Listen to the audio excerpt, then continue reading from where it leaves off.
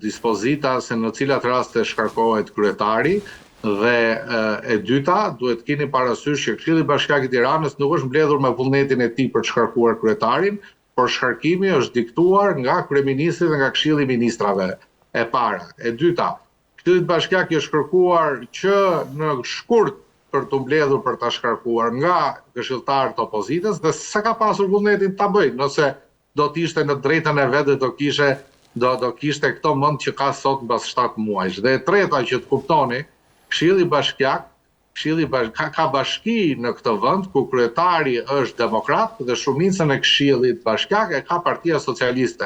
Po çdo ndodhte nëse shumica e Këshillit Bashkiak mblidhet dhe shkarkon kryebashkiakun demokrat për inat politik apo për duke hapur në një shkrikelje X në procedura apo dyshime mbi tendera e gjitha me radhë, dhe të mblidhet tani Këshilli Bashkiak i Kavajës, po e marr si shembull, dhe të shkarkoj kryetarin e Bashkisë Demokrat, sepse është në drejtën e vet Këshilli Bashkiak. Sigurisht që mund të përdoret forca e kartonave edhe arroganca e gjitha me radhë. Unë e kuptoj qëllimin e kryeministrit, dhe ndoshta është qëllimi mirë në vetvete për ta çuar Tiranën zgjedhje, sepse do ta kompletoj si arteria kryesore e pushtetit vendor dhe si një institucion më i rëndësishëm se shumë ministri në këtë vend, me thënë të drejtën, por nga ana tjetër unë u thash, ligji parashikon që bashkitë mungesë kryetarit drejtohen me nën kryetar, nën kryetari ka gjithë forcën e vulës dhe të firmës ta kontrolloj dhe ta menaxhoj situatën dhe të mbaj përgjegjësitë e tij përballë ligjit, po njësoj si kryetari në mungesë të tij. Tani, ka një shqetësim në këtë mes, sepse është ky gjyqi i tij zgjatur i Erion Veliajt, ose më saktë janë hetimet. Edhe bashkë me Erion Veliajt bën pjesë edhe rasti i Ilir Metës, fatkeqësisht. Unë kam qenë kritik, edhe jam kritik i Ilir Metës, i politikës tij, kam qenë një nga personat që kam shpresuar në arrestimin e tij. Këtë arrestimi i tij do zbarte disa të vërteta që janë mbajtur, që ky popull i ka diskutuar gjithmonë në nivel kafeneje dhe ka qenë gjithmonë i revoltuar për rolin e Metës edhe çfarë ka bërë në politik. Mirë, po çfarë po shohim? Po shohim që, domethënë, drejtësia e re ka arritur atje sa që i merr njerëzit nga zyra, nga rruga dhe i mban në qeli, ndërkohë që s'kan përfunduar hetimet. Tani, Partia Socialiste, në rastin e Veliajt, po me qenë se jemi aty, e ka të gjithë forcën që ta korrigjoj këtë reformë në drejtësi. Nuk mund të kënaqemi me deklarata ku thuhet që ne nuk e sulmojmë reformën, ne nuk e zhbejmë reformën, por drejtësia ka bërë një akt banal, një akt vandal, një akt të nxituar me marrjen nga zyra të kryebashkiakut.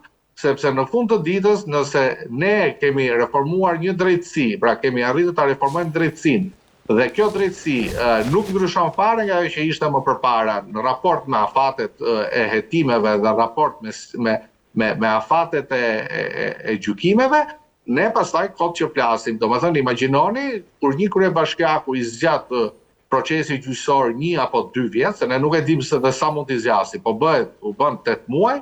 Imagjinoni tani, nëse qytetarët vazhdohen dhe sorollaten dyert e gjykatave me vite tëra, po njësoj si para vitit të 2017 a 2015 kur u miratua reforma. Kështu që Partia Socialiste ka detyrim të mbajë një qëndrim edhe në lidhje me këtë, me sjelljen e drejtësisë, me shkeljen e afateve, me shkeljen e drejtave të njerëzit, edhe me çdo veprimtari tjetër që më thelb nuk po i jep përgjigje shumë pikpyetjeve.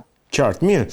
Për të kaluar pak tek kjo saga tjetër që po luhet edhe në media veç të tjerash për gjetjen e kandidatit për kryetar të Bashkisë të Tiranës nga ana e opozitës. Partia Socialiste e zgjidhi menjëherë që në datën 11 shtator, duket që edhe tani pas një muaj opozita, Partia Demokratike dhe aleatët e saj nuk e kanë gjetur dot kandidatin që do t'i përfaqësoj në zgjedhjet e Tiranës. Kanë qenë disa emra, me thënë drejtën, që nga pedagogu Ermal Hasimia, nga më përpara nga zonja Dira Çepani, nga aktori Florian Binaj, nga propozimet e tjera, se s'dua t'i përmend të gjithë emrat, se hidhen edhe kështu emrat, edhe ndoshta duhet Çfarë është e gjithë kjo histori, se kuptoj, domethënë. Historia është e tillë tani që së pari ne kur themi Partia Demokratike dhe aleatët duhet kuptojmë që Partia Demokratike nuk ka aleat parti politike, ka aleat disa individ pa parti, pa elektorat edhe pa njerëz mbrapa. Domethënë, e dyta, nëse flasim për mungesën e një kandidati politik, ky është një deficit i Partisë Demokratike, sepse së pari aq njerëz ka Partia Demokratike, aq sa kanë parlament, ato 40 deputet, se 10 tjerë kanë këto partitë, ka futur kryetarët e partive dhe njerëzit e Ilir Metës. Dhe së treti është dështimi i mëparshëm që kanë patur me primaret, dhe arsyeja pse nuk po zhvillojnë më primare, sepse ne e dimë që primaret përveç akuzave që kanë ndjellur brenda kandidatëve të Partisë Demokratike pas numërimit të votave, nga ana tjetër thjesht kanë promovuar disa figura qesharake nga Partia Demokratike që kishin ambicie për kryebashkiak apo për deputet apo figura tjera brenda Partisë Demokratike. Tani ka ndodhur që Berisha, pa mundësi për ta gjetur kandidatin, përpiqet t'ia faturojë kandidatin, e para duke ditur rezultatin zgjedhor, humbjen që e pret, dhe së dyti duke patur parasysh që nuk po gjen dot kandidat, askush nuk do ta diqte mandatin për të hyrë në një garë që zgjat një muaj dhe që dihet rezultati, ai përpiqet t'ia faturoj vim tek mbledhja. Këtyre që ju i quani aleat, po partive të vogla ose individëve të vetë shpallur. Dhe ajo që shohu është kjo, që basi Berishës si është imponuar figura e Ermal Hasimes nga Partia e Agroshejait, atëherë Berisha është hedhur dhe ka financuar apo ka nxitur kandidimin e aktorit dhe piktorit Florian Binaj për të ushtruar presion rreth partisë Mundësia, për të tërhequr kandidatin dhe për të thënë që atëherë nëse ju e kandidoni Hasimen nga ana juaj, ne kemi një alternativë që në duket si popullore dhe që ka një mbështetje në rrjetet sociale deri tashmë, sepse në votime nuk e di pse si do ndodh.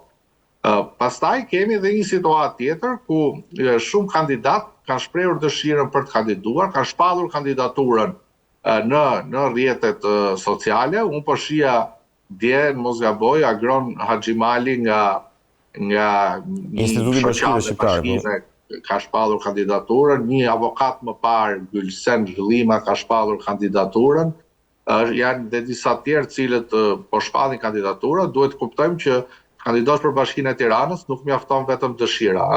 As unë dhe as ti nuk mund të kandidojmë për Bashkinë e Tiranës, sepse na duhen ose dalim në rrugë të mbledhim 20.000 apo 50.000 firma sa e ka ligji, ose në të kundërt duhet firma e një deputeti që na propozon, apo duhet dhe firma e një antari të Këshillit Bashkiak që të propozon për kandidat. Dhe ju e keni parasysh një palë zgjedhje më parë kur kandidonte Marko Dajti nga Partia e Punës, pra një komunist, u bë aq e stratë çështje sa që të kandidonte ai, vajti mori firmën dhe për ato firmosi Flamur Noha, për shembull. Domethënë, duhet ndjekur këta kandidat në momentin që zyrtarizohen, duhet ndjekur nga ne gazetarët edhe nga ju, për shembull, sepse është shumë interesante të shohim se kush do firmos për ta dhe kush është dakord që ata të hyjnë në garë. Shumë interesante ishte reagimi i pedagogut dhe akademikut Artan Fuga në rrjetet sociale, i cili thoshte që t'i thuash një deputetit Partisë Demokratike të kandidojë në Tiranë është njësoj si kur ta vrasësh, për ta përmbledhur pra të gjithë mesazhin e tij. Tani, është kjo shenjë e dështimit të opozitës, Ardit, dhe pse bëj këtë pyetje, sepse bëhet fjalë për kryeqytetin, nuk bëhet fjalë për një zonë të humbur diku andej ose ndonjë bastion të Partisë Socialiste, bëhet fjalë për qendrën e zhvillimeve politike të vendit. Dhe çfarë na tregon kjo ne për organizimin e opozitës? Dhe fundja si ka përfunduar kjo, se 9 nëntor i erdhi dhe një muaj është. Data 6 sot. Mua më vjen keq kur diskutohet nëpër studio, në kuptimin e kësaj që Tirana nuk është Shqipëria. Dhe nuk ka zgjedhje vetëm Tiranë, ka edhe 5 bashki tjera. Nëse dikush nga Partia Demokratike ti thuash kandidosh për Tiranën është sikur ta vrasësh, pra siç thot profesor Fuga, dhe ashtu është, Por matin, çfarë problemi ka Partia Demokratike që nuk ka një kandidat? Për Cerrikun, që është bashki e vogël, pse nuk ka një kandidat?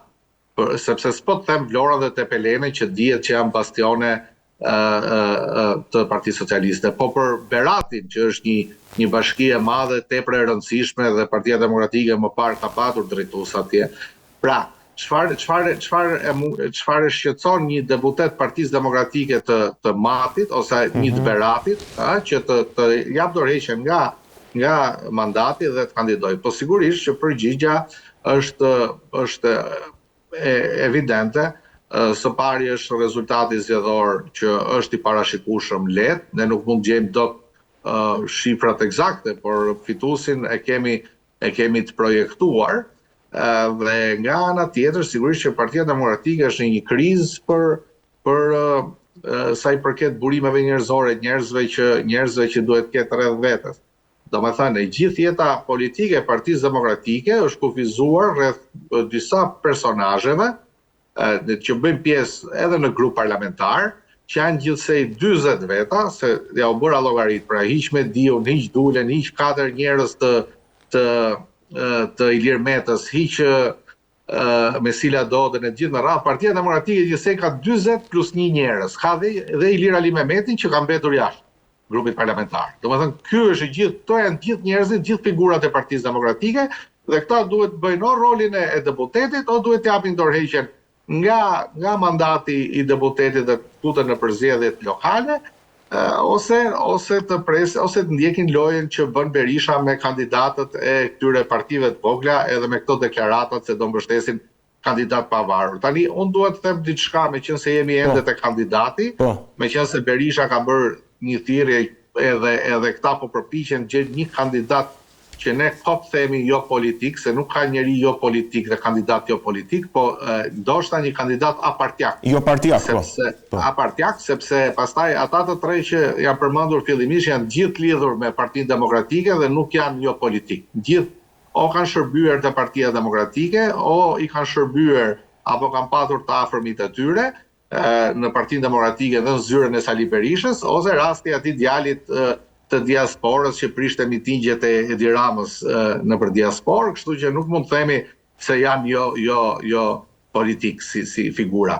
Tani Berisha në vitin 2003, që ta kuptoni, është shprehur në atë kohë Partia Demokratike pati një presion shumë të madh që përballë Edi Ramës të kandidonte doktori i njohur Mentor Petrela. Pati një presion nga mediat, nga lobingjet ndryshme, dhe Berisha në atë kohë mori Spartak Gjelën, i dha një post në Partinë Demokratike, një sekretar për marrëdhëniet me publikun, dhe e katapultoi Gjelën dhe e nxori përballë Ramës me pretendimin, domethënë si u shmang në atë kohë doktor Petrelës, si u shmang me argumentimin që një parti që nuk prodhon dot vetë një kandidat politik, më mirë mos ekzistojë as 24 orë, po t'i vë Chelsea derës edhe të shpërndahen gjithë nëpër shtëpi.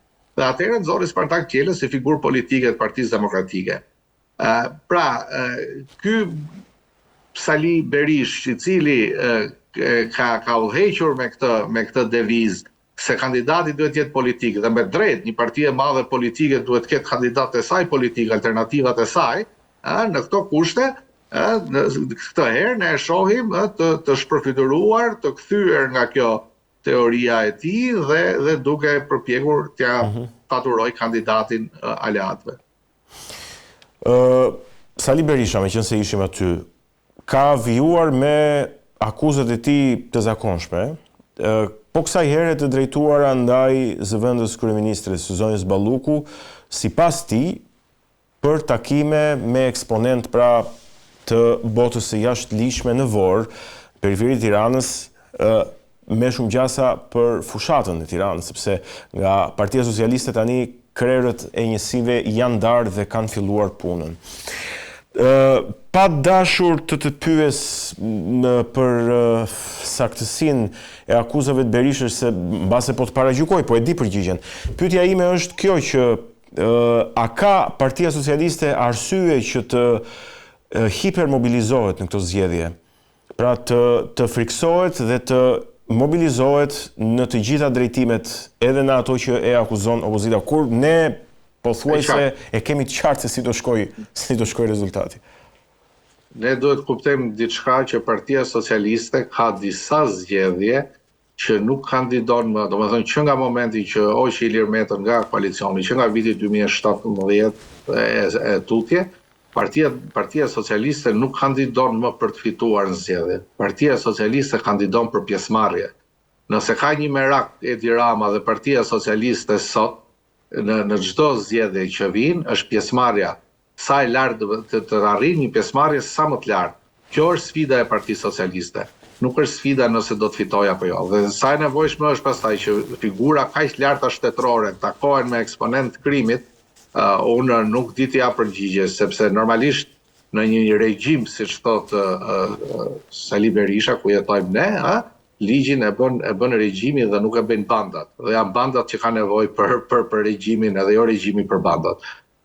Por sigurisht unë ja u thash që nuk është fare nevojshme për Partinë Socialiste, për aq kohë sa vetë Berisha diskuton për miliona edhe miliarda të grabitura dhe që hidhen në zgjedhje, pse do të kërkohej mbështetja e bandave kriminale, sepse ne dim raste, jetojmë në Shqipëri, nuk e fshehim që dim raste ku vota mund të jetë blerë, ose ndikimi familjar në vot mund të jetë blerë, por nuk dim raste që ka vajtur banda nëpër dyert e qytetarëve me armë dhe u ka thënë votoni këtë apo votoni atë, kështu që këto nuk janë akuza, mendoj unë, as serioze, po janë akuzat papërgjegjshme, siç janë ato tjerat që Berisha herë flet në emër të antimafjas italiane dhe thot kemi informacione, thot që Edi Rama ka qenë Aruba, herë flet në emër të mafjas së Shkodrës duke akuzuar njërën palë dhe duke mbrojtur tjetrën, edhe herë flet në emër të shtetit,